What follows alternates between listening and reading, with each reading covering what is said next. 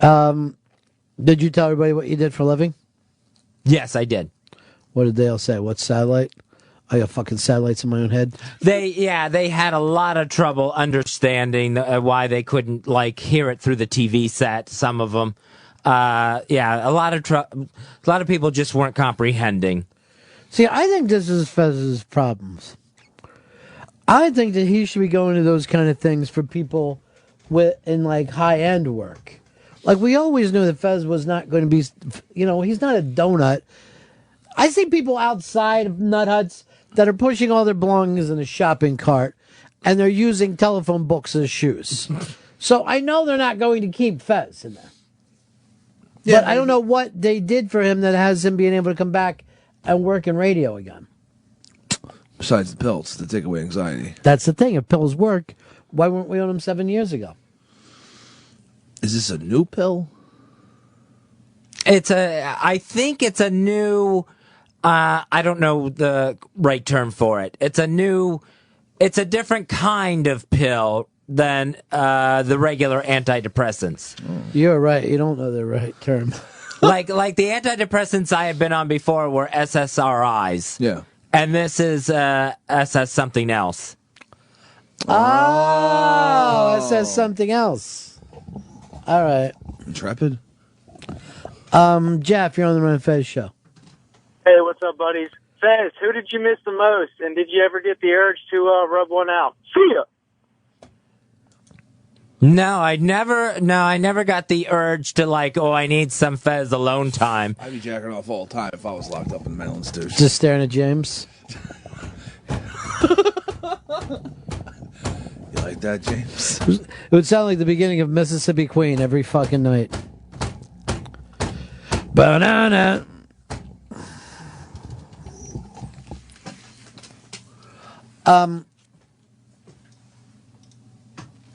Kyle, you're on the Run and Fez show.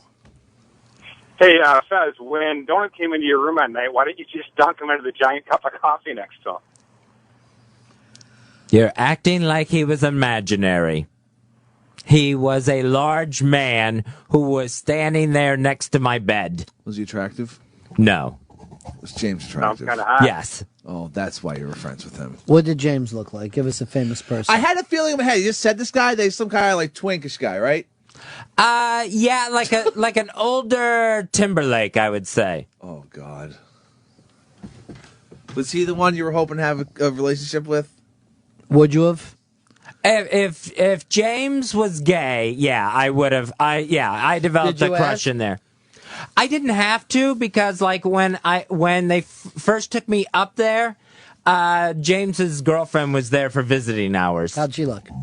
She was good looking. She was attractive. Give us a star she looks like. Who she look like? I would say kind of I'll do a Penelope Cruz Latina look.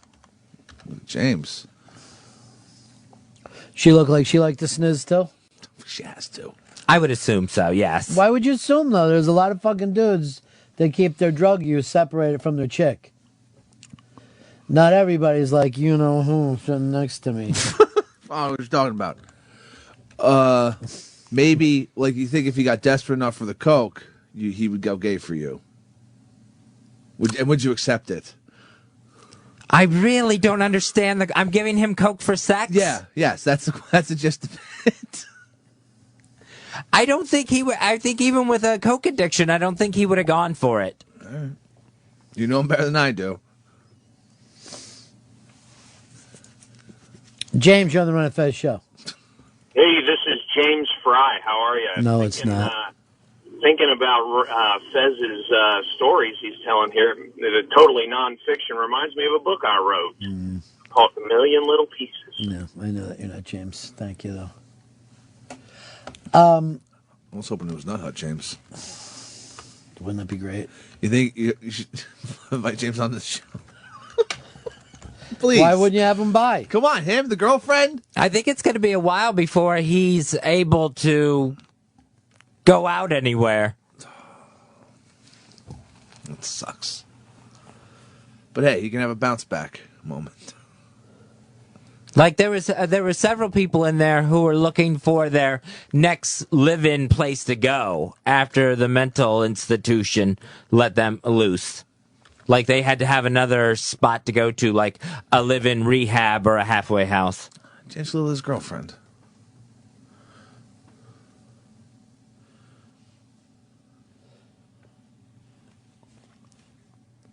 And a lot of cutters in there as well. Here's Terry and Rahway. You're on Run Fez.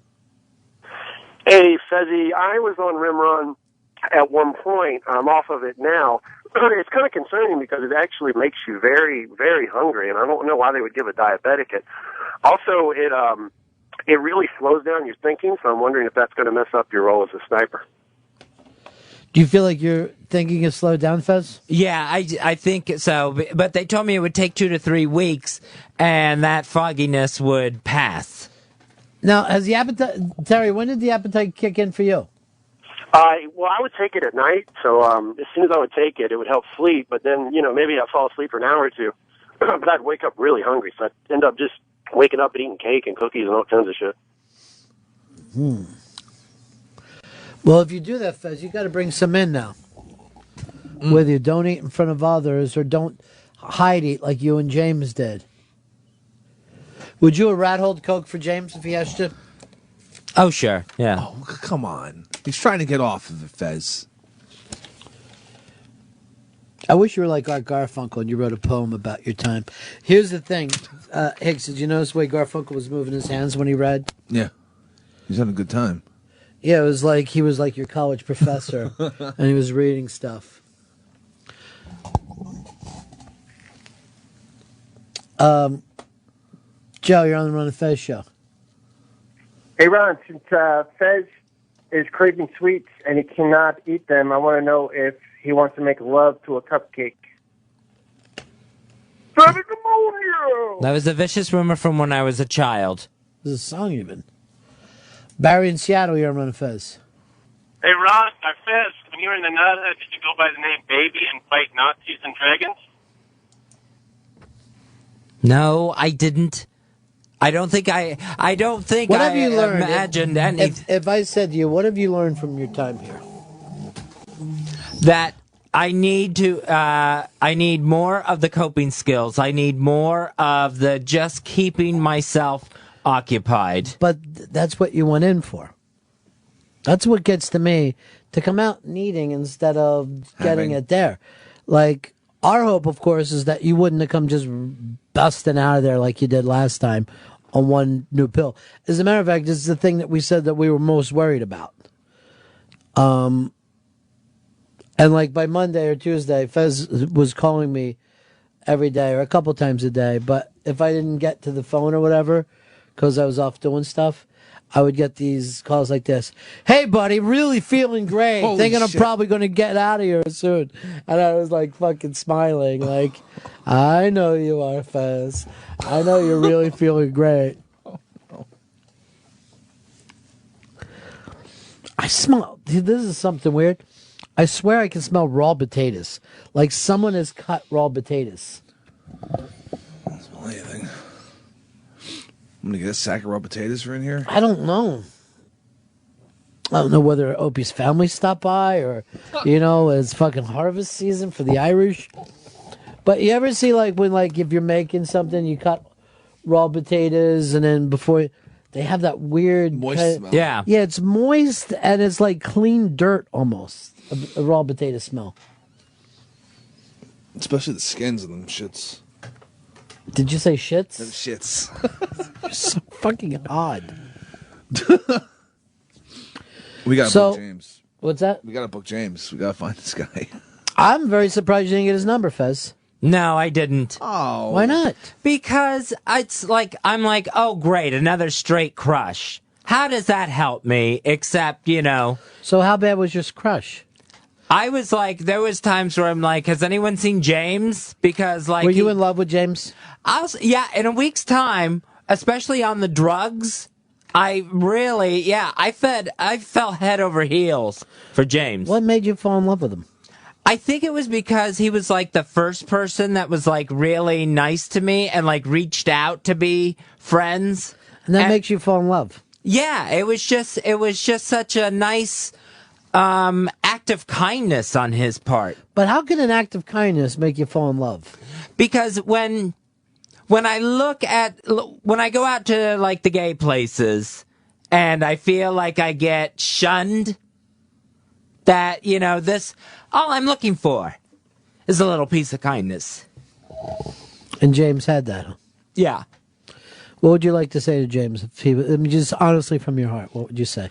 Just thank you so much for, helping me get through like the scary shit of that week. Hicks, do you even slightly think that this is any better? Just hearing the fact that someone was nice to him that he fell in love with? Well, he got new pills. It's a positive. Between that and today, when I got in here, I'm like, well, at the very least, I had a vacation. It's nice, right? And that is the least. Oh. And the most that I'm ever going to get is an occasional break from it.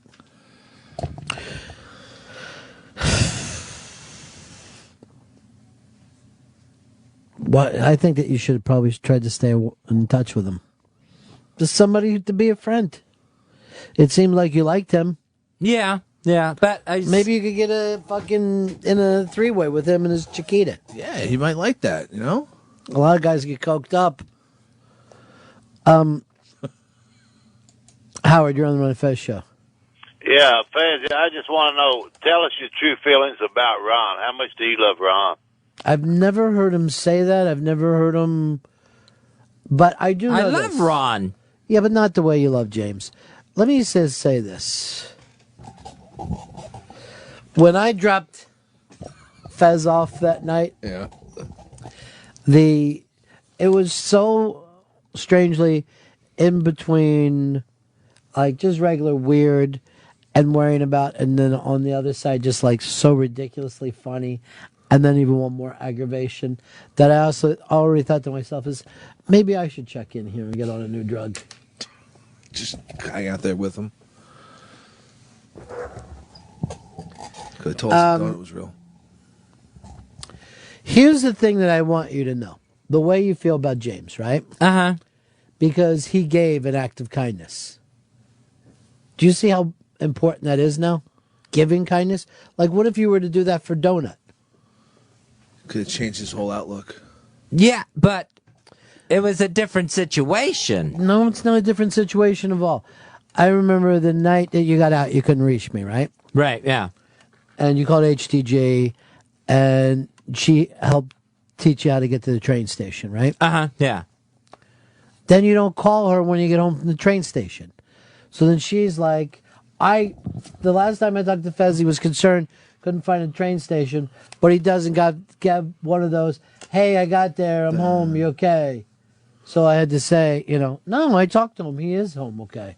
And she's like, well, I thought he was fucked. I've been waiting for that call. Oh. And I go, well, he's not James, he's Doughnut. You've got to treat him the same way Doughnut is. The Fez treats Doughnut, not the way he thinks of James. In our lives, Fez is Doughnut. And we're his James. I don't want to get raped. Now, would you say Hicks gives you kindness? Hicks? No, Hicks doesn't give me kindness. Bullshit. Hicks bus. He's never shown you an act of kindness before? Yes, he has shown me an act of kindness before. Why did you fall in love with him? And I know Mikey D was always kind with you and offered to come in and co-host the show while you were gone. How come you never fall in love with Mikey D? Mikey D, it's just, there was too much, the chemistry didn't match there. It was too we were constantly upset at each other over one thing or another. Almost too much in love.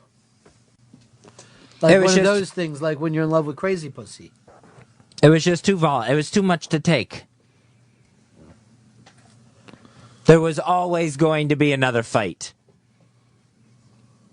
Jason, you're on the Ron and Fez show. Fezzy, let me get this straight. You crave kick. You have diminished mental capacity. You're falling asleep, and you're a lot happier. Welcome to being a pothead, bro. If that's what it feels like, right now I'm a Remeron head. But how many years people tell you just smoke pot, you'd feel better? Burn one down. X, I want to tell you this story so that I can get it on record because no one seems to think it's funny, but I think it's amazing. So now when you go in to buy cigars anywhere, there's always like a sitting room where guys sit around and smoke cigars because you can't go anywhere in life. Oh, nice. All right. And there's always a TV and you're watching sports. I don't put on politics because people. So you can always sit in when you get cigars. You can sit down, have a cigar, and end up talking to other guys. And it gets very much, there's leather couches, leather chairs, a bunch of men. Yeah, I got you. So my new thing is to sit down and guys, lights up a cigar and I go like this. Oh, could you put that out, please? And then there's an immediate, and then we laugh and laugh. And I eventually want to try to get this into every cigar bar in America, where I just go by and go, oh, could you put that out, please? What the guy's the like, but this is a cigar. Whoa! Oh, yo! You fucking beautiful bastard! Don't you hate those fucking cunts that fan in front of their face? That's great. Could you put that out, please? Thanks.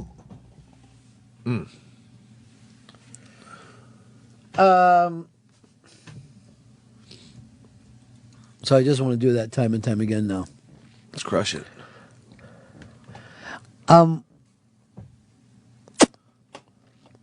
Let's go over here to Jack in D.C. You're on my Fez.